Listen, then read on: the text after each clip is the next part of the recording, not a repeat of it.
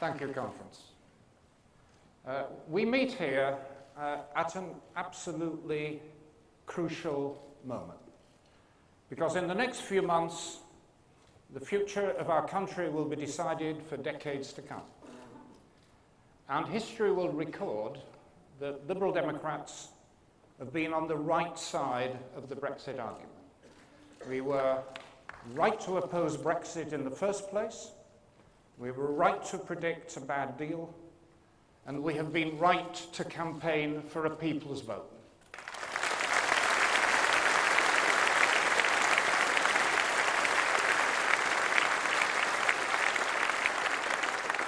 But this party knows better than any other that there are no prizes for being right. You know, we have to win. And the good news is that we are winning the argument. Brexit has left millions of people feeling frustrated and powerless and unrepresented. So as we campaign for a different future, we're inviting those people into our movement. It's not only those who voted Remain that are with us. More and more people are thinking again. There is now a growing realization that Brexit will be costly and painful. It will be very costly and very painful if we crash out without a deal. The Brexit day may be the 29th of March, but it is only maybe. Brexit is not inevitable. It can and it must be stopped.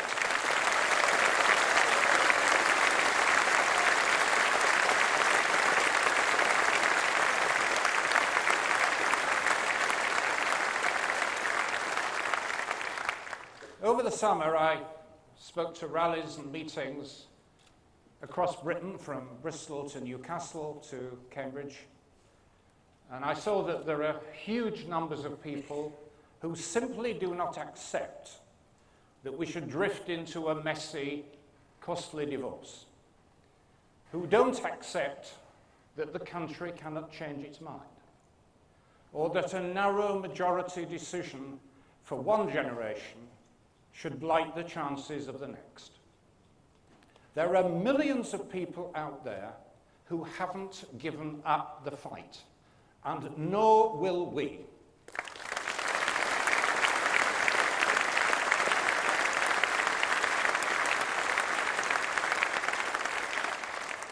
Now, I put the Conservative Brexiteers into categories.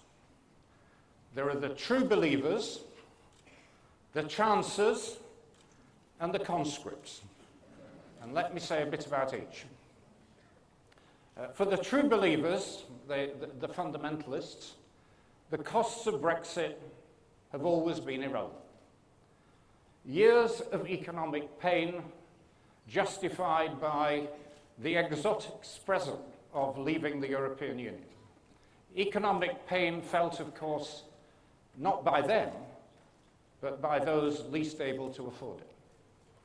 And the latest piece of nastiness from Jacob Rees-Mogg, calling into question the right of Europeans to stay in Britain and of Britons to stay in Europe, creating unnecessary worry and insecurity for millions. Now, the public, I don't think, mind what these people dream about behind closed doors, so long as their dreams don't become nightmares for the rest of us. I mean, it really beggars belief that the army and the police are now being asked to prepare for riots in the chaotic aftermath of a botched Brexit. And billions of taxpayers' money is being spent preparing for disaster. Do you remember what we were promised? It was all going to be so easy. A painless, quickie, Las Vegas-style divorce. And that brings me to the chancellors and to Boris, the Chancellor-in-Chief. He and Michael Gove embraced Brexit after tossing a coin, or making a cold calculation about the quickest route to the top of the Conservative Party. And as Boris discovered in the last Tory leadership election, Michael Gove is the ideal man for a penalty shootout. Right to the last moment, you never know which way he will go. For his part, Boris Johnson is a real danger to Britain.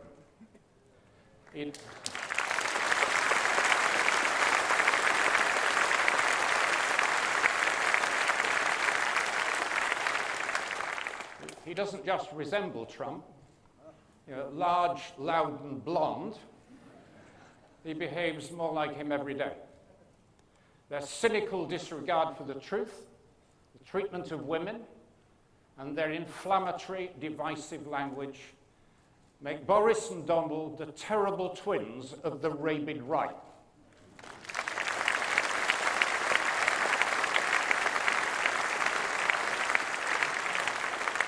Now, the Chancellor's answer to the prospect of pain is to ignore it, or lie about it, or say it's all the fault of Europe. But the true believers and the Chancellors all save their greatest contempt for their colleagues, the conscripts, among them the Prime Minister, the Chancellor, the Foreign Secretary, the Business Secretary. These are people who have signed up to Brexit out of a misplaced sense of duty.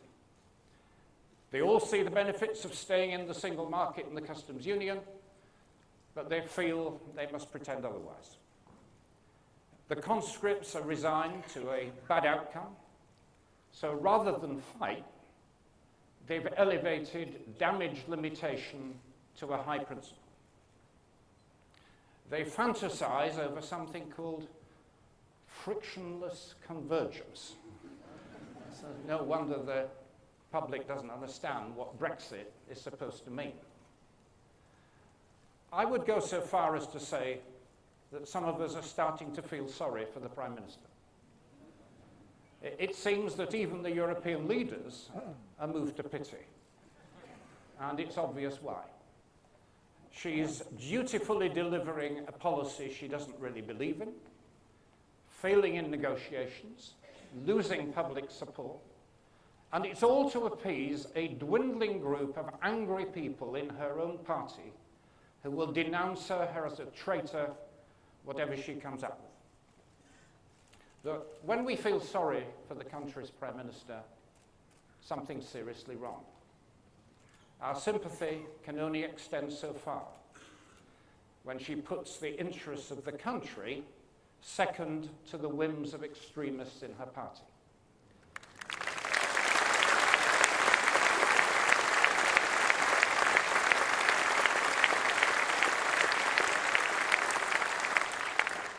Deep down, I believe, the Prime Minister knows that Brexit is a bad idea. It's a bad idea whose time has gone. And even now, Theresa May could shock us all by displaying true leadership. She could admit that the Brexit project has gone badly wrong by conceding that the deal, any deal or no deal that she will bring back from Brussels, is not going to be better for Britain than remaining in the European Union. Instead of kowtowing to her enemies in the Conservative Party, she could lead her party and the country by opening her mind to a people's vote on the final deal.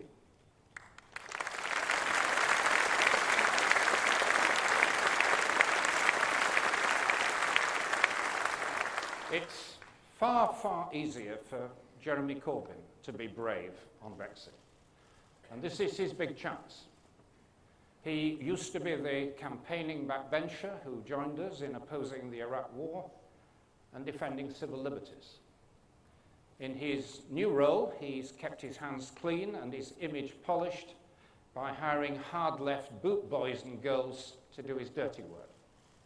They do the bullying and the intimidation, and he claims not to know.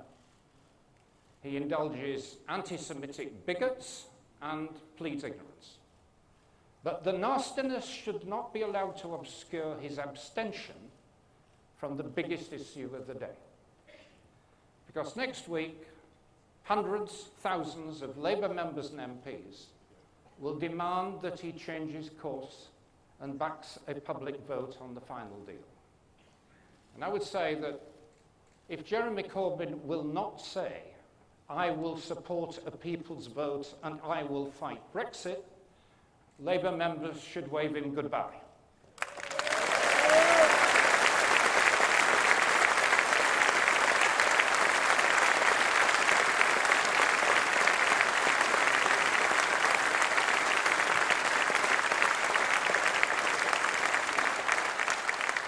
And the reason is that he's currently letting down the many people in Labour's heartland who now see Brexit for what it is. It's a Tory project pursued for Tory ends, of which working people will be the main victims. But when we secure a people's vote, we then face a huge challenge, which is winning it. I think we have to recognise that Brexit still appeals to many hearts, if not to many minds. The Brexit campaign stoked the worst prejudices about race and immigration. Do you remember those loathsome advertisements featuring queues of dark-skinned people? And the mendacious claim that we need to leave the European Union to stop 80 million Turks coming to live here. It was dreadful stuff. But that was the Leave campaign, not Leave voters. So we must sell better the benefits that immigration has brought to this country. To the workers who pay taxes, to support the welfare state and an ageing population. And who are crucial to everything from the NHS, where there are currently 100,000 vacancies even today, to the high-tech industries. But if we want to be heard, we also have to listen. And we have to recognise that although overall immigration has not depressed wages, there is a strong public perception that it has done so in particular places and particular occupations or exacerbated pressures on housing and services.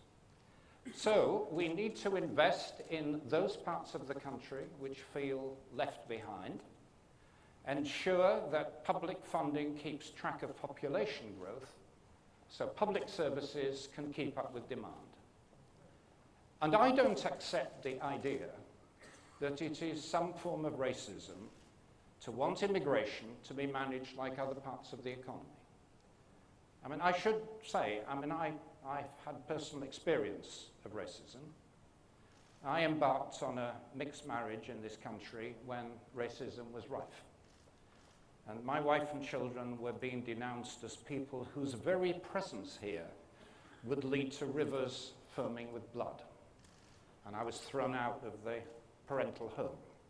So I will myself never waver in my commitment to call out and stand up to racism in all its forms. But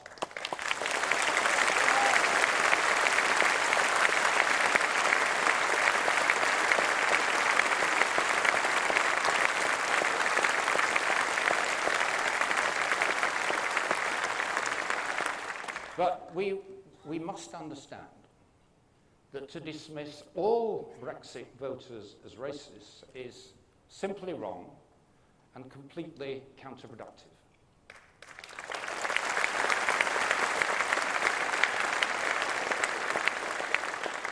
And as we persuade people of a future within the European Union, we need to persuade them that the European Union is changing. I want Liberal Democrats to be in the vanguard of a Europe-wide movement for reform. Opinion polling shows that disillusion with the European project is not unique to Britain. Across Europe, 1 in 3 members of the public express anti-European sentiment.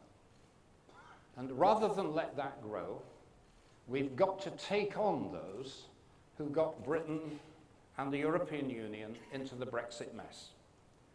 And we can't do that by just going on about the virtues of the status quo. Macron and Merkel are recognizing this in their countries too. They're in a very different place from the position taken by the French and German governments in 2016. Whilst free movement is an absolutely fundamental principle of the European single market, the European Union may yet conclude that protecting free movement, as we must, means reforming free movement. So just as staying in the European Union is essential to the future of the UK, it is crucial to the future of the European Union to have a British liberal voice at the table. To argue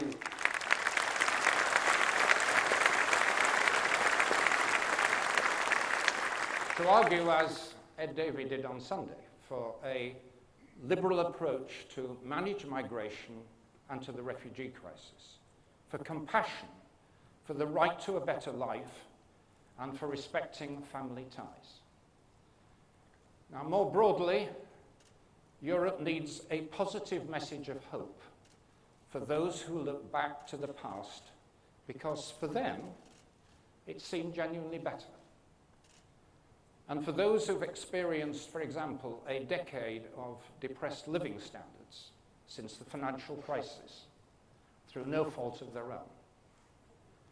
Deindustrialization, globalization, competition, liberalization, automation, all those shuns that were supposed to represent progress have so often meant a move from skilled and respected jobs to crap jobs, from certainty to insecurity.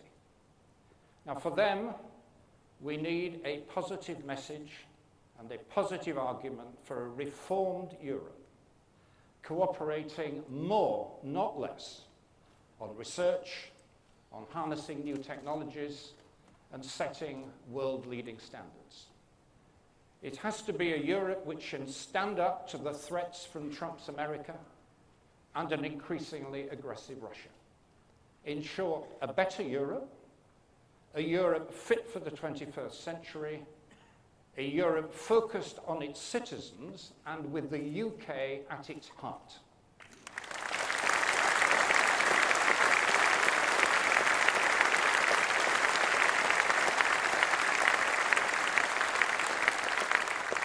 Now, a deep sense of nostalgia has driven British politics in the last 3 years. But I want you now to imagine a future where the Brexit story has reached its conclusion. We've secured a people's vote and won. We're back at the negotiating table. We're no longer seeking to leave Europe, but once again leading the debate. Now, try to imagine what a liberal, social democratic, reforming government could then bring to Britain. Our overriding purpose would be to restore a sense of fairness and opportunity to a country where both have been lost. Now, I've always been a believer in a liberal approach to the economy, but we're currently getting all the disadvantages of a market economy and few of the benefits. It's an economy unhealthily built on debt, over-indebted households, over-indebted companies, over-indebted government, inadequate investment, stagnant wages, grotesque rewards for undeserving fat cats, for short-term performance, and often outright failure. Yeah, it doesn't have to be like this. A better approach to business isn't an idealistic fantasy. Now, when I left Parliament for a brief exile, I became, and I remain, the chair of one of the country's largest social enterprises. Perhaps for the benefit of the journalists, it's unpaid. But HCCT is a highly successful transport company which combines commercial discipline and social purpose. Now, many companies can and do operate in this way, but it must be the norm and not the exception. We believe that there should be ample opportunities for business to invest and innovate, to make money, why not, and create jobs. But we also believe in active government. We're not afraid to intervene when the market fails. As a minister, I was proud to launch, with the help of my Lib Dem colleagues, the financial tech sector through the British Business Bank and the Green Investment Bank and the Catapult Network, which has created a launch pad for many technological advances as part of a long-term industrial strategy. And that's our model for the future. In the face of relentlessly advancing new technologies, it's easy for people to feel powerless and threatened. So we have to understand and regulate some of the new technologies coming down the track. So that's why Joe Swinston and I are setting up a commission to look at how to turn emerging technologies from a threat into an opportunity. And if we embrace these technologies, try to imagine some of the potential. You know, the potential for robotics in care homes, for machine learning, which can detect the first signs of a malignant tumor, or detect fraud, for blockchain, which can enable massive secure clinical trials, and quantum computing, which can outcompute computers. Now, Britain can and should be a leader in these fields, investing massively in our science and technology base. And also imagine how a government that wasn't distracted by the cost and the trouble of Brexit could use its strength and its borrowing power to invest in the environmentally sustainable infrastructure that Britain so desperately needs.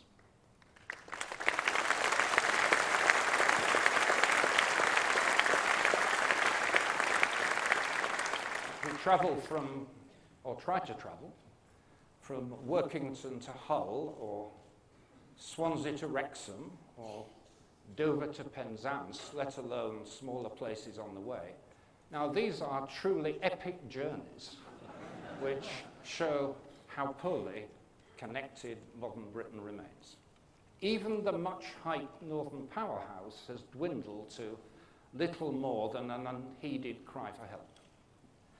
Now, we can start to put this right by breaking with the economically foolish convention of public sector accounting, which treats borrowing for productive investment in the same way as day-to-day spending.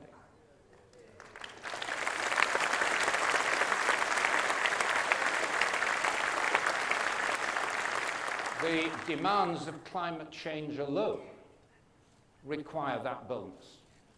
If you take the tidal lagoon in South Wales, the Tory government has killed it, and we would resurrect it.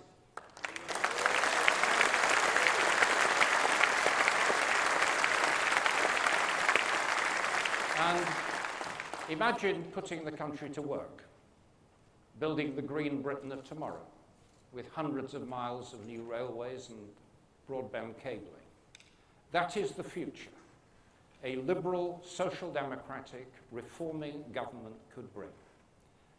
We would also want to resurrect a sense of fair play in the way that government raises money. The tax proposals you endorsed this week would be a start.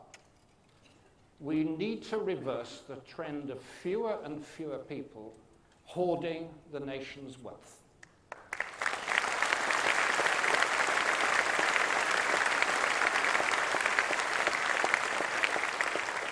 Those on modest incomes should pay less tax. And indeed, Liberal Democrats in government delivered lower taxes for the low paid. But the wealthiest should pay more. Now, our reforms, which you passed this morning, could raise substantial sums. Now, we would not splash the money on short-term spending. It would be invested in a sovereign wealth fund, saving for the future. and that fund would be further boosted by the eventual sale of RBS shares. The public need reassurance that their taxes are put to good use. And that's why we argue for a penny in the pound on income tax, earmarked for the NHS and social care as a stepping stone to a tax specifically set aside for the NHS.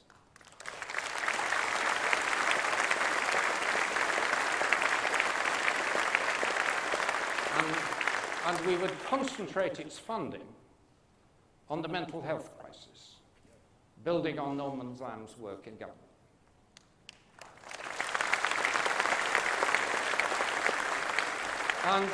And there are other services crying out for money.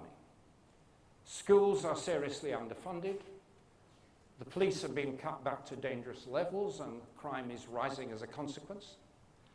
And local government has been outrageously undermined.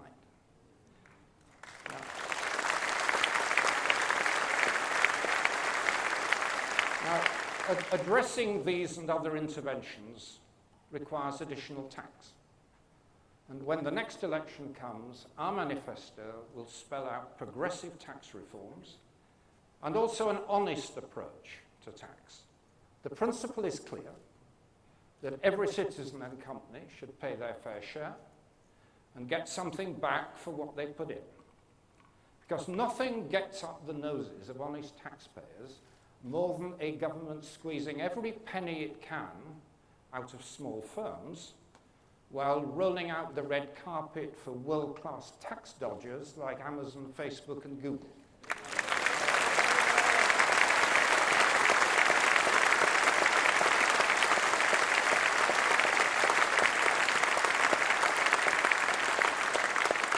And to that end, we want a renewed offensive against individual and corporate tax dodging.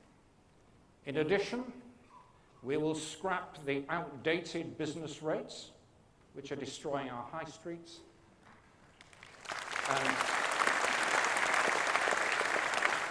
and reform company taxation for the digital age. Now, contrast all of that with today's Labour Party. From the coterie of people around Jeremy Corbyn, who, until very recently, were on the Stalinist wing of the microscopic British Communist Party, and from economic policies which are based on a nostalgic view of the commanding heights of the economy, which are more relevant to the steam age than to the digital age. And in addition, unlike them, we do not believe in magic money trees and pots of gold at the end of the rainbow.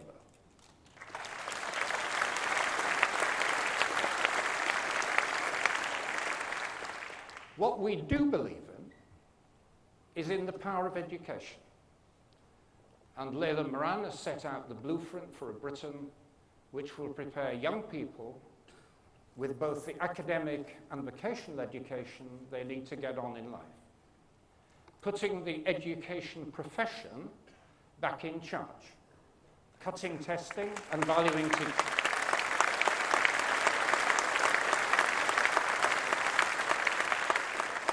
Reimagining inspection so that schools are judged not on how many boxes they've ticked, but how many children's lives they've changed.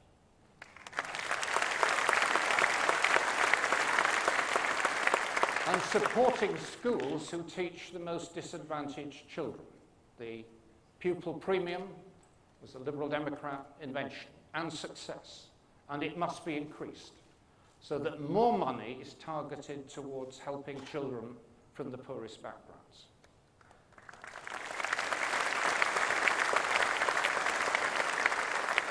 By contrast, the present government's financial squeeze on schools is leading teachers and assistants to be made redundant and special needs to be neglected. And all the while, scarce resources are diverted to the Tory party's ideological hobby horse of grammar schools. Selective admissions are creeping back. A generation after the 11 plus was consigned to the history books. We should be clear, selection is a byword for division. It sets school against school, pupil against pupil, and it drives down standards overall. It is totally the wrong priority.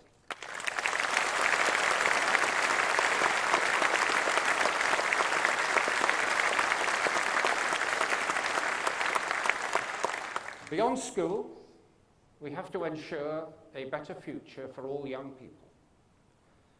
Those with A stars at A level usually leave their hometowns and don't come back. But those who struggle to get a few GCSEs stay behind. The bigger cities and towns have their own university. The rest make do with the local tech. But it's actually the local tech which should be at the forefront of the drive to equip the country for wrenching technological change and global competition.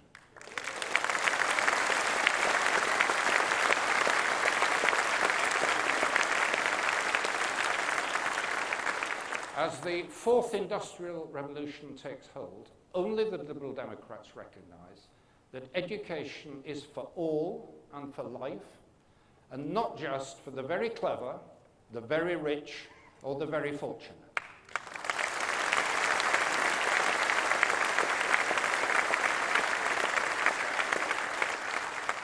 Government has a key role in making all this happen. So I will bring to the spring conference detailed proposals for the individual learning account to finance training and retraining through life.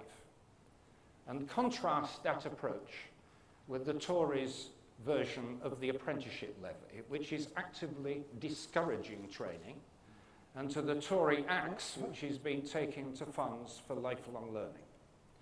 Liberal Democrats would offer young people the prospect of a decent education from nursery on, the lifelong learning required for the emerging job market, and one final piece of the puzzle, the prospect of a decent home.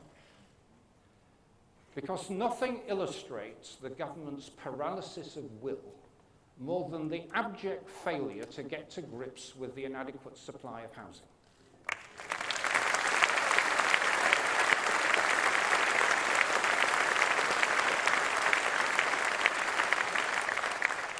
Tory governments under Churchill and Macmillan built 300,000 houses a year, and now they struggle to deliver half of that for a much bigger population. New social house building has almost stopped. Owner occupation is becoming a distant dream.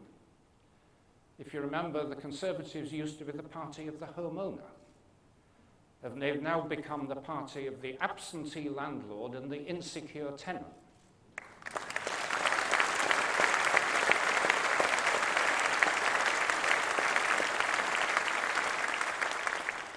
Sleeping on the streets has become appallingly commonplace. You've seen it here in Brighton.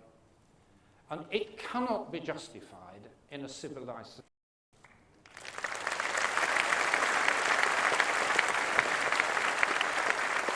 And meanwhile, the government pursues a failed model under which developers only build and landowners only sell when they can confidently expect rising prices.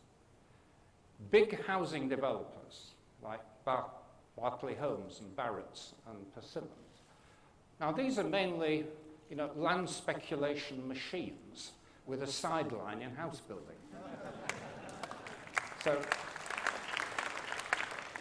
So what we insist on is that there must be an ambitious programme of council house building by councils, building freed from central government control.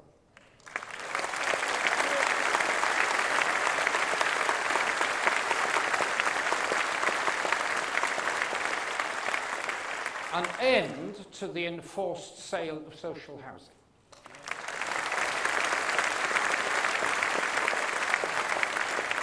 And we desperately need a programme of low-cost homes for rent leading to purchase for the first-time buyers and key workers.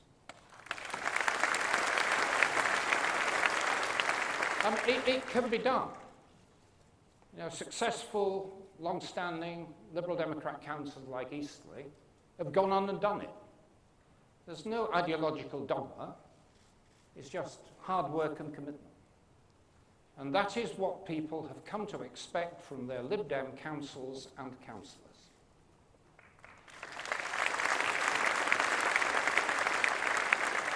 Now, we've begun to imagine a better Britain after the Brexit nightmare.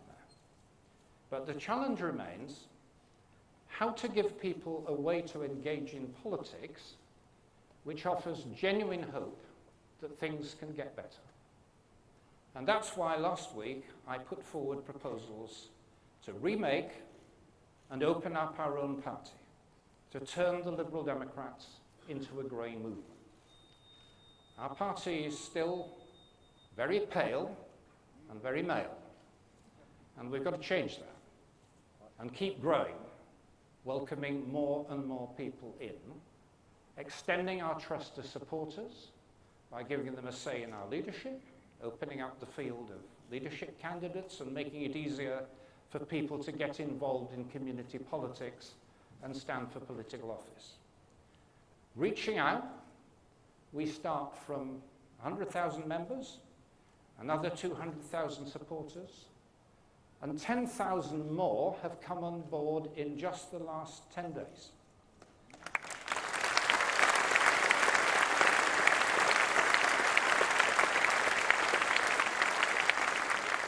And thanks to your efforts, we start the job of building this movement from a position of greater electoral strength than was apparent a year ago. At the last conference, I ended my speech by urging that we should all get out there together and win. And I want to say thank you to each and every one of you for answering that call. Because we had 75 net gains in the local elections in May. We got 4 new councils in Liberal Democrat control, including mine. We had our best results in 15 years.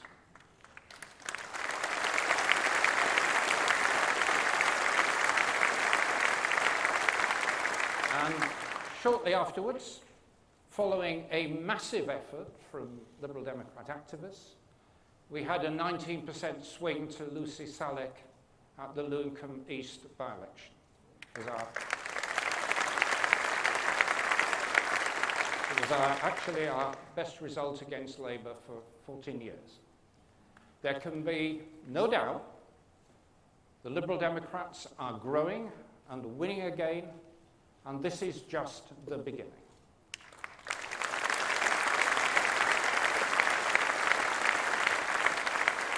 The next step is to win and win big in the local elections next year. And Willie Rennie and Jane Dodds and Caroline Pidgeon are readying us for the big devolved elections in 2020 as well. But meanwhile, as we grow, the tectonic plates of British politics are shifting beneath us. The 2 big parties have changed from broad churches into intolerant cults. And those who question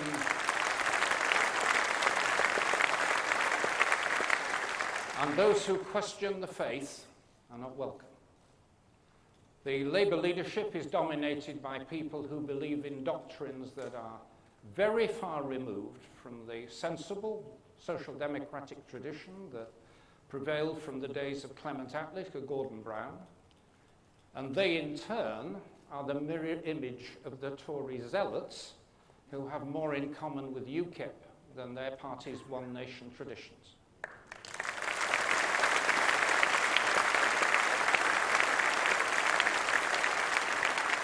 The so-called alt-right, the extremists, are well organized, and they operate as smoothly across frontiers as any multinational company. People of moderate, decent, humane views are being marginalized as this new illiberal international takes shape.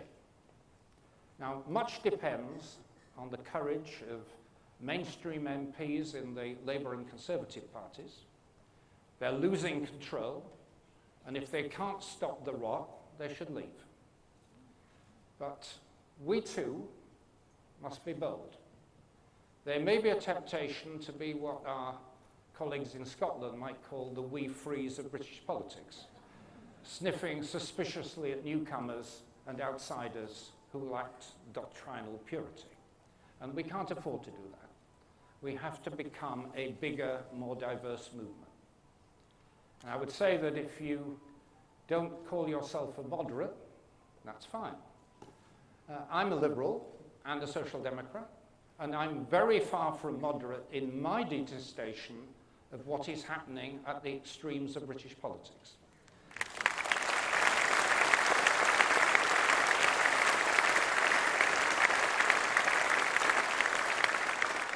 But if others choose to identify themselves as moderates who hate extremism in their own parties, we shouldn't be quibbling about labels. You know, let them in.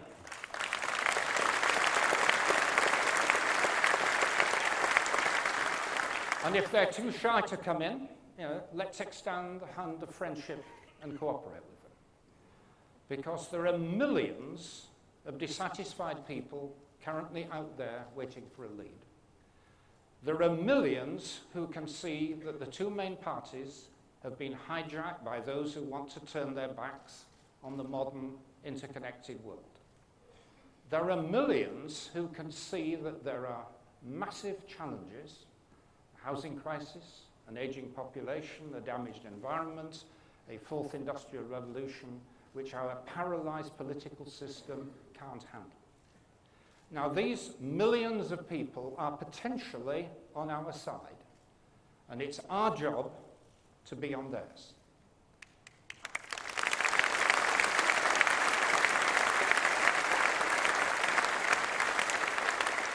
It will require bravery, single-mindedness, and discipline for those in the progressive centre of British politics to make common cause. But it can be done. And I'm determined that our party should be at the heart of it, leading the resistance to the forces of illiberalism, leading the crusade to give the people the final say on our future in Europe, and looking outwards to a changing world with confidence and determination that our values will outlast and outclass the forces ranged against them. So